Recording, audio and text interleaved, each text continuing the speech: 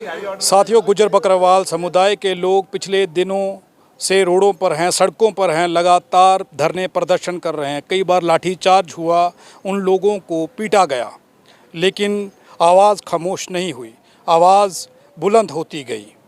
अभी 2 दिन पहले अंबेडकर चौक में ये सब लोग इकट्ठे हुए, वहाँ पर इकट्ठे होकर के अपनी आवाज़ को बुलंद करने की बात कर रहे थे। लेकिन आज एक नई चीज़ निकल कर के सामने आई है कि ये अपने गुजर समुदाय के नेताओं से नहीं मिले, चंद्रशेखर आज़ाद से क्यों मिले, ये बड़ा सवाल उठ गया है। चंद्रशेखर आज़ाद से मिलने का कारण क्या था? यहाँ के जो गुजर समुदाय के, गुजर बकरवाल समुदाय के नेता थे, उन लोगों से मुलाकात क्यों नहीं की? उन लोगों से इस मुद्दे पर चर्चा क्यों नहीं की? चर्चा चंद्रशेखर आज़ाद के साथ क्यों हुई, ये जानना ज़रूरी है। तालिब हुसैन मेरे साथ हैं, उनसे जान लेते हैं कि काफ़ी समय से, यूनिवर्सिटी के दौर से मैं जानता हूँ, लड़ते रहे हैं, सोशल एक्टिविस्ट हैं, लोगों की बात करते रहे हैं। लेकिन वो लड़ाई लड़ते लड़ते कब ये सोचा होगा कि अपने समुदाय के हक़ों के लिए भी इनको लड़ना पड़ेगा। वो दिन भी आ गया, अब ये लड़ रहे हैं। और चंद्रशेखर आज़ाद के पास कैसे पहुँचे, चंद्रशेखर आज़ाद से क्या बात हुई है, ये जानना ज़रूरी है। तालिब जी, बहुत स्वागत है। थैंक यू वेरी मच, बहुत शुक्रिया। तालिब भाई, एक लड़ाई लड़ी जा रही थी यहाँ पर, गुजर बकरवाल समुदाय के काफ़ी सारे लाखों कह सकता हूँ नेता हैं। उन नेताओं से कोई चर्चा नहीं की आप लोगों ने, उन लोगों से क्यों नहीं मिले और आप लोगों के प्रदर्शन में वो शामिल क्यों नहीं हुए? चंद्रशेखर आज़ाद के पास जाने की नौबत क्यों आन पड़ी? देखिए, एक तो बात ये है कि चंद्र भाई आज़ाद भाई पूरी दुनिया के अंदर, टाइम मैगज़ीन ने ये छापा है कि पूरी दुनिया के 100 उभरते हुए यूथ लीडर्स में से वो एक हैं। और दूसरे नंबर पे हम पूरी दुनिया की क्या, बल्कि हम तो, हमारा तो बच्चा बच्चा जानता है, जो कॉन्स्टिट्यूशन में बिलीव रखने वाले लोग हैं, कि he is the real warrior of the constitution. वो प्रोटेक्ट करने की कोशिश कर रहे हैं। और इस देश के अंदर 85% जो लोग हैं, उनकी आस, उनकी उम्मीद, उनकी आवाज़ चंद्र भाई आज़ाद भाई हैं। तो रहा सवाल यहाँ के लोगों का, तो मेजॉरिटी में यहाँ पे लोग हमारे साथ हैं। उनमें से कुछ एक की मजबूरी हो सकती है, कुछ नहीं है, कुछ पर्दे के पीछे हो सकते हैं, कुछ अभी गफलत की नींद में हो सकते हैं। तो हम असल में इसलिए भी गए थे कि जो गाफिल हैं, जो गफलत की नींद में सोए हैं, तो चंद्रशेखर भाई आज़ाद भाई के पास जाने से उनकी गफलत की नींद, वो जो सोए हैं, वो टूटे, वो भी जागें। और हमारे सबसे बड़े, इस मुल्क के सबसे बड़े लीडर हैं, स्टार मानते हैं हम अपना उनको। तो कहाँ हमारी इस कौम के हमारे जो लीडर्स हैं, उनकी बसात ही चंद्रशेखर आज़ाद भाई के सामने क्या है अपनी जगह है, सोचने वाली बात है। कहाँ वो और कहाँ हमारे लोग जो थोड़ी सी एक SHO साहब, थानेदार साहब फ़ोन कर दें तो अपनी स्टेटमेंट बदल दें और अपनी पोस्ट डिलीट करके गायब हो जाएं। इस कहाँ चंद्रशेखर भाई और कहाँ ये लोग। तो बहरहाल बहुत अच्छे माहौल में मीटिंग हुई अल्हम्दुलिल्लाह, और उन्होंने बहुत अच्छे से सुना। और इनफैक्ट उनके भाई साहब बीमार थे, देहरादून अस्पताल के अंदर थे, ICU में हैं। हम दुआ भी करते हैं वो ठीक हो जाएं जल्दी। तो बावजूद इसके वो हमारे लिए आए, उन्होंने वक्त दिया, अपने घर पे सहारनपुर में इंतज़ार करते रहे। हम जाके मिले उनसे और बहुत अच्छे से हमें तफसीलन सुना। और ये हमारी पूरी टीम में से 7 लोग गए हुए थे। और जो भीम आर्मी के यहाँ रियासत जम्मू व कश्मीर के इंचार्ज हैं, पवन लोनी भाई, पवन कुमार लोनी, वो भी हमारे साथ थे, हम उन्हीं के हमरा गए। तो वहाँ पे हमारी जो बातचीत हुई, बहुत ही अच्छे माहौल के अंदर उन्होंने बहुत अच्छे से सुना। यू कैन नॉट एक्सपेक्ट, हमारे यहाँ पे हम उस माहौल के में पले बड़े हैं कि जहाँ पे हमारा एक पंच होता है तो वो बड़ी ढेंगी मार के बात करता है, बड़ी शेखी मार के बात करता है, और फिर आपको बड़ी रौब दिखाएगा अपनी पावर का, एक पंची का। तो वो आदमी जो पूरी दुनिया का स्टार है, पूरे हिंदुस्तान के लोगों की, गुरबा की, मसाकीन की आवाज़ है, उस आदमी ने यूँ लगा ही नहीं कि हम किसी लीडर से मिल रहे हैं। तो एक रियल एक्टिविस्ट से मिले। हमें भी आज तक बड़ा गुमान था कि शायद हम ही बड़े तीसमार खान हैं, लेकिन भाई से मिल के लगा कि सितारों से आगे जहां और भी हैं, अभी इश्क के इम्तिहान और भी हैं। अच्छा, एक चीज़ ये है कि यहाँ पर जो नेता हैं आप लोगों के, वो जो लाख दावे करते हैं कि गुजर बकरवालों की उन्हें चिंता है, रात दिन वो आप लोगों के मुद्दों को लेकर के गंभीर रहते हैं, ये दावे करते हैं, वो वो गंभीर होंगे जो गंभीर रहते हैं, वो गंभीर सिचुएशन है शायद उनकी, वो ज़्यादा ही बीमार हो गए कि सेहत ठीक नहीं होगी। हम दुआ उनके लिए भी करते हैं कि खुदा उनकी सेहत को ठीक कर दे और वो उस गंभीरता से बाहर निकलें और थोड़ा सा अकल लगाएं, जो खुदा ने दिमाग दिया है उसका इस्तेमाल करें और आ जाएं बाहर, आएँ अपने हक़ की बात करें। और मैं हमारा साथियों का, हम सब का एक पैगाम तो ये भी था कि भाई ने अपनी फुल सपोर्ट हमें एक्सटेंड की है, और उसके अलावे उनके कांटेक्ट में और हमारे कांटेक्ट में अभी देश भर में जितनी भी रिजर्व कैटेगरीज़ के या अनरिजर्व जनरल कैटेगरी के लोग भी काम कर रहे हैं कॉन्स्टिट्यूशन को बचाने के, उन सब से हमने कांटेक्ट किया है और सब ने हमें सपोर्ट अपनी अपनी जगह दी।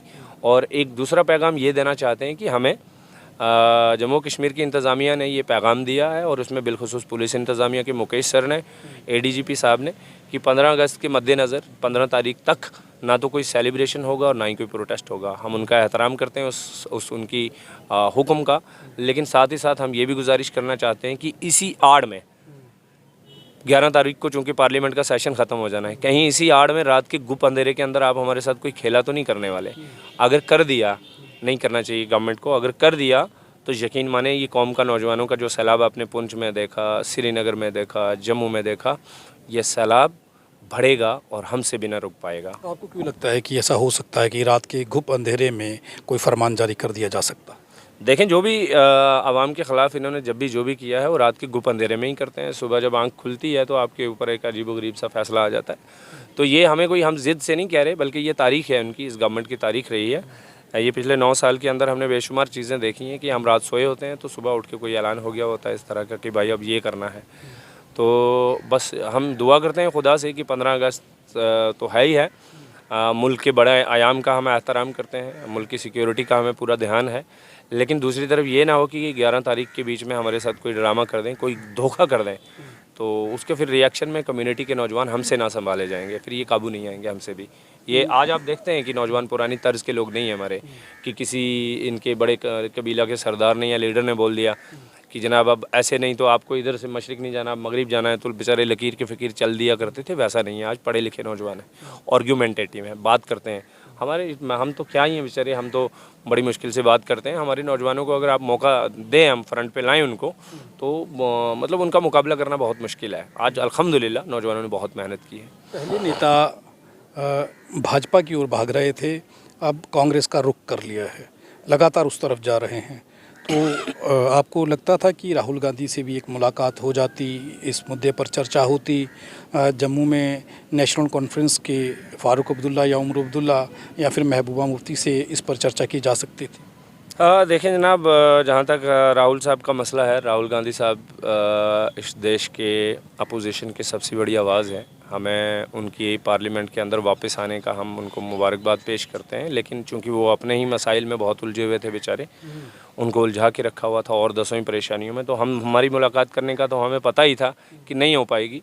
अब चंद्रशेखर आज़ाद भाई का अगर कंपेयर करें तो वो हालांकि फेम, हमें नहीं लगता कि फेम उनकी कम है, वो दुनिया के 10-100 उभरते हुए लीडर्स में से एक हैं, लेकिन उन्होंने दी चूँकि वो एक्टिविस्ट हैं और बरादरी के साथ उनको हमदर्दी है। तो राहुल साहब का मसला ये है कि हम चाह के भी शायद हमारी मुलाकात ना हो सकती, शायद हम कोशिश करते तो हो भी जाती, बट हमने तो कोशिश भी नहीं की। लेकिन कांग्रेस के बहुत सारे साथी साथ में हैं और कांग्रेस जमात को भी इस चीज़ पे समझना चाहिए और पार्लियामेंट के अंदर भी इस पे पहरा देना चाहिए। आपके चैनल के ज़रिए से हम गुजारिश करना चाहते हैं कि कांग्रेस पार्टी आज भी अपोजिशन की सबसे बड़ी जमात है पार्लियामेंट के अंदर, उनको इस बिल का पहरा देना चाहिए। ये जो गैर कानूनी बिल ला के वहाँ पे सांप की तरह रखा हुआ है, इसका पहरा करना चाहिए 11 तारीख तक, उनका हक फ़र्ज़ बनता है। और रहा सवाल बाकी रीजनल पार्टीज़ के, यहाँ के चीफ हैं, तो उनको समझ है यहाँ की लोकल पॉलिटिक्स को, उनको क्यों है? ये खुदा जानता है, हम तो इस पर कुछ नहीं कह सकते क्यों खामोश हैं। ये कभी उनसे मुलाकात हो तो आप ज़रूर पूछें, लेकिन खामोश नहीं होना चाहिए इंसान को, या तो इस तरफ होना चाहिए या उस तरफ होना चाहिए। तो मुझे लगता है जिस तरह से हमारे गुजर लीडर्स की खामोशी टूटी है, बिल आखिर इन लोगों की भी टूटेगी, एक वक्त आएगा टूटेगी, सबकी खामोशी टूटेगी और यही नौजवान जो हैं सड़कों पर मजबूर करते हैं सबको, यही बिल आखिर सबकी चुप्पी भी तोड़वाएंगे। सड़कों पे आने के बाद फैसले बदल दिए जाते हैं, ये इतिहास रहा है। एक वक्त था जब अंग्रेज़ों ने भारत को गुलाम कर रखा था, नौजवान सड़कों पर उतरे, फांसियों के रस्सों को चूमा और आज़ादी ले ली। अब ये भी लड़ाई कुछ इस प्रकार की प्रतीत हो रही है। ये लोग जो लड़ाई लड़ रहे हैं, इन्हें लगता है कि सड़क पर उतरेंगे, प्रोटेस्ट करेंगे, प्रदर्शन करेंगे और सोए हुए उन नेताओं के कानों में इतनी ज़ोर से ढोल पीटेंगे कि उन्हें ये सुनाई देगा कि इनके हकों के ऊपर डाका डला है। आप देखते रहें मेरे साथ RTI इंडिया न्यूज़ लोकतंत्र का पहरेदार, ताकि हम पहुंचा सकें आप तक वो खबरें जो नहीं पहुंच रही या फिर जो नहीं पहुंचाई जा रही। धन्यवाद।